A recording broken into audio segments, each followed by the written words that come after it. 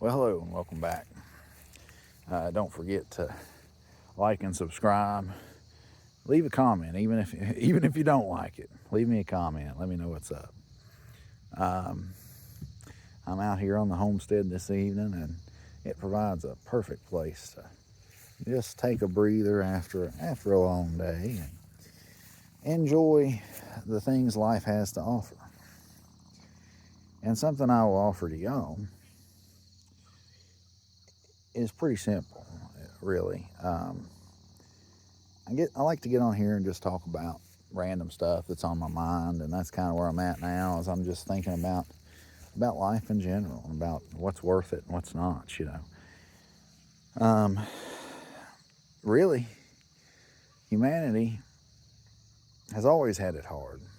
It's just been, what was the hard? Was it easy? Was it a different kind of hard? What are we talking about, right? And the hard we have now has to do with dealing with other people. Right down there, you'll see some goats hanging out. You'll see a lazy livestock guardian dog down there doing his thing. But right behind me, you see goats. And they were just a minute locking horns and vying for the top spot, so to speak.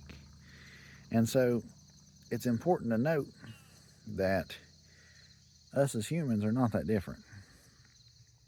And so when we're vying for that top spot, be it in an organization or be it elsewhere, we're bound to lock horns. Is it inherently bad to lock horns? No. Um, but I think there's something to be said about the way our ancestors did it. Our ancestors, when they locked horns, buddy, they locked horns. They fought each other. They dueled each other. They did these things. So it really had to be worth it to lock horns. Now, you've got some pansies sitting behind some desks sending some mean emails. I have no respect for that. None. If you got something to say, come say it. But it is what it is, bud. It is what it is. Here, I got a livestock guardian dog. Got something to say. What you got to say, old bud? What you got to say to me, huh? What you got to say to the folks here? You just want to rub, don't you? Yeah. Yeah, me and you, we don't fight. We don't fight. Tell you what, it'd really have to be worth it for me to fight with you, old boy. But we lose track of what's important. People are arguing over the dumbest things. Okay? They're arguing over things that don't matter. And it just isn't worth your time. It isn't worth your time. It isn't worth your stress. It isn't worth your mental health. And, I mean, 100 years from now, none of us are going to be on this earth. There are very few of us that are now. Are the people who are here now in 100 years will not remember today. Okay? Probably not. At most, they'll be, 15 or 17 years old today. They might remember it faintly, but pretty much in 100 years, all the people that are here will be gone. Over 99%. And all the matters and troubles that were here with us today will be gone. They'll be someone else's problem. And they may not even be an issue. Think about it. When you worry about something that you worried about when you were 15 years old to 18 years old, you laugh at those things now. What was I worried about? Well, you were worried because you'd never been through it, because you didn't understand it. So now I find myself laughing at myself when I was younger. Why was I even worried about that? I find that it's oftentimes worse to worry than the actual problem is. So I ain't worried about nothing. But then again, a keyboard warrior wants to start fighting me. Okay. We'll get into a battle of wits on a keyboard. That's fine. Let's do it. I ain't gonna back down from you because you think you're so smart. Okay, not gonna do it. Part of intelligence is learning when it's just not worth it. And I'm fine teaching you when it ain't worth it. If you're gonna pick a fight with me over something stupid, I'm okay with that. But I'll laugh about it afterwards. Probably laugh about it when I'm typing it. But I don't think that's a good way to spend your time.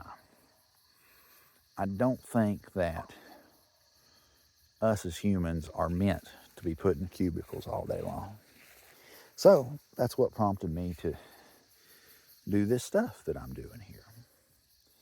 And as much as I have a face for radio, I'm here talking to you. And because it's a lonely community. It is, and that's something that matters. The homesteaders and the people who are interested in this stuff, it's lonely out here, guys and girls. It's lonely. It's just, it's hard to find someone with the same mentality that you can actually talk to, that you can have a real conversation with, that you can share ideas with. And my mentor died in 2019, and I've struggled with that ever since. I've not, you know, I mean, there are some people who I'm acquainted with that I have some decent conversations with, but man, my mentor and my best friend, all in one. I'd go to his house at 2 a.m. if I was having trouble, and we'd sit there and talk by the wood stove. And those are some of my best memories. And I have a wood stove in my house now. And I love sitting by the fire. It reminds me of those fond days. These cool evenings and cool mornings of the summertime reminded me of the fall. It is pleasant. I used to hate wintertime. I used to loathe the cold weather coming. And, you know, now I enjoy it. And I live on the north side of a hill, and the north side of a very steep hill. And oftentimes in the wintertime, across the road, it'll be, and it faces south, it'll be bright and everything will be melted, and I'll be here frigid temperature in the wintertime, and I'll be looking across the road like, daggone, I wish I was over there. But I tell you what, in the summertime, I love being over here.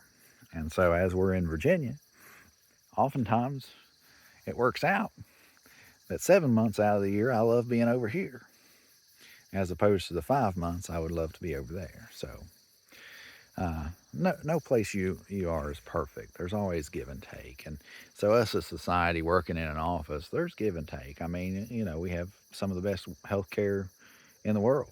And we have better healthcare than any of the generations before us.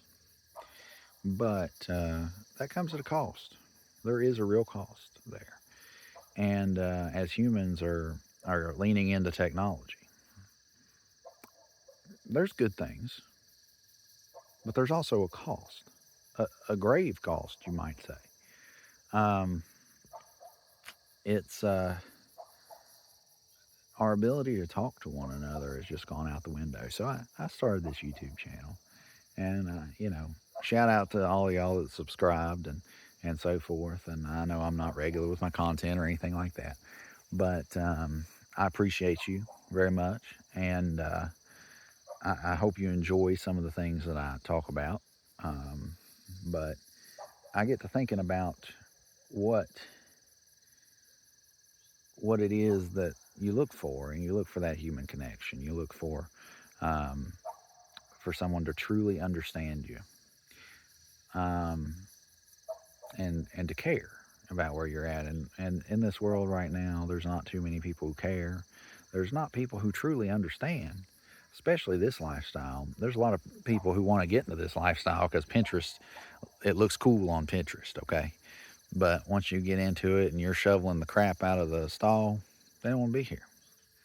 Okay, they don't want to be here for the tough times. They don't want to be here to hand build the fence. No, they don't want to be here cutting locust posts, riving them up like I did. Okay, now I did a terrible job on this one, might I add. But they don't want to be here doing it. They want to live the picturesque rural lifestyle, which does not exist. I mean, yeah, you get to work and live in one of the most peaceful areas, and you get to see some beautiful scenery, but that's not covered up by me walking through this here field with a shovel digging up thistles. Okay, that's not me using a weed eater to weed eat this whole bank. Okay, that's not me out here with an axe riving up these posts. Okay, now you didn't get to see all that, and you didn't get to experience all that. But in order to create this beautiful landscape, there's a lot of work, and anything worth doing is going to be a lot of work. It's not just coming back here to a laid back life.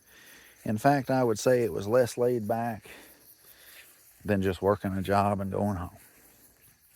But it is more rewarding. And so there are pluses and minuses to both. Just like there are pluses and minuses to being in the office. But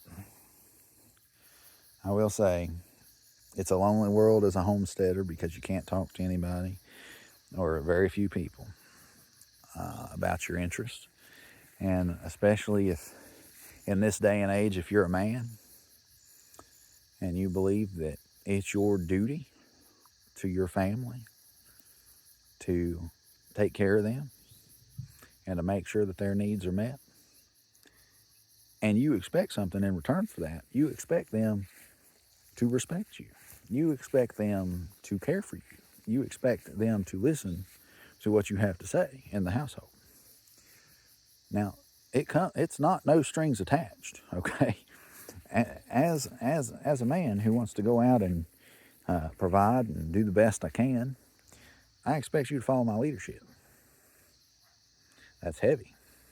That's heavy right there. And a lot of people disagree with that in this day and age. Luckily, my wife does not. Now, she's going to tell me when I'm wrong. Don't get me wrong. She's going to tell me, and she's going to break my heart when it comes to telling me I'm a dummy on some things. And it's true. And because she does that, it makes me a better person. It makes me better able to provide and support her and the family. And that's a good thing. So don't take this as chauvinistic. I don't, she needs to be in the kitchen all the time, whatever. No. I value her more than I value my own position. But I can't hardly talk to anybody about that mindset. And the reason I can't talk to somebody about that mindset is, oh, you're a bad guy. You're terrible. You're a chauvinist. You're sexist. You're this. You're that. Well, no. I want to give my wife the option. What do you want to do? Okay? I'm here to serve you. And I hate to get religious about this, but it's, because some of you may not be, I don't know, but this is just the way I see it. Okay?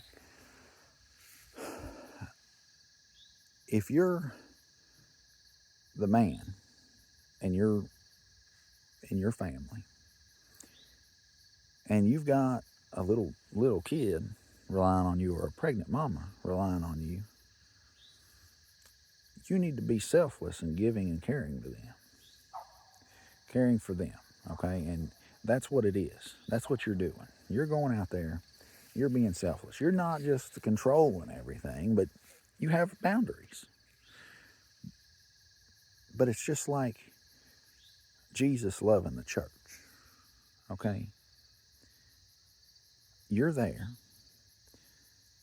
and you provide just like Jesus provides salvation to his church members and to those who follow.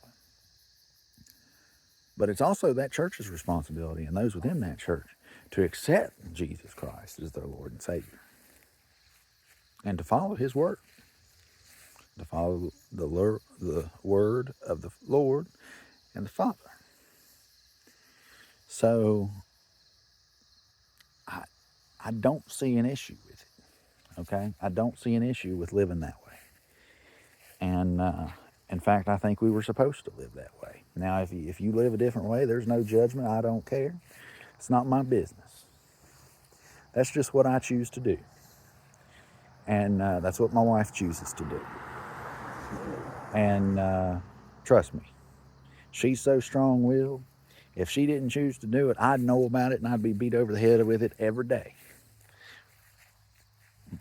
But that's what we choose to do. And so this homesteading lifestyle is a lot of the same. It's respecting the land around you. It's understanding nature. It's understanding people's natures. And it's understanding the law of nature and the common sense that goes with that. So the common sense is the important part of that, because the common sense will lead you down that path. Animals can tell you how they're feeling. Animals can show you how they're feeling. You can communicate non-verbally with animals. And I'm happy to discuss that further. Now, y'all probably are on here, thinking I'm weird. But you can with bees. You've seen beekeepers if you watch videos. Beekeepers can go up to hives, no suit on, no nothing, no hood.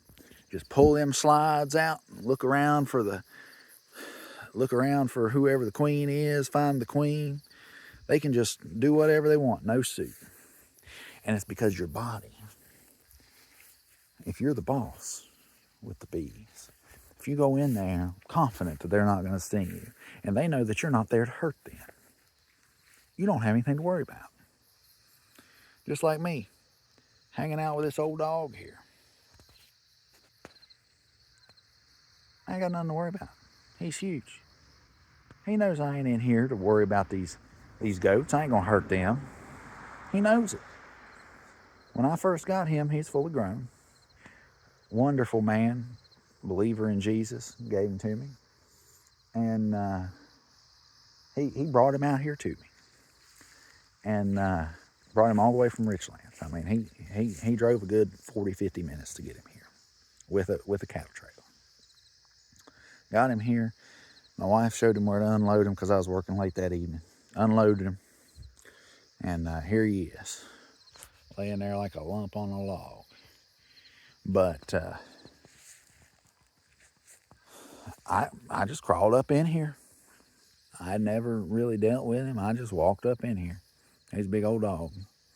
And he just licked me on the arm, and we hung out, and we've been friends ever since. So animals know what's up. They know what to expect from you. And humans can interact with one another non-verbally, and you can know what to expect from them, and you can know their motivations by feeling. So it all applies to humans as well. But anyway, this thing is getting a little long. I won't pontificate anymore. But I just wanted to share a few things with you that I was thinking, and hopefully it's helpful. Don't forget, like, subscribe, comment. If you don't like, comment, that's fine. But shoot me a message, do whatever you got to do. I look forward to hearing from you.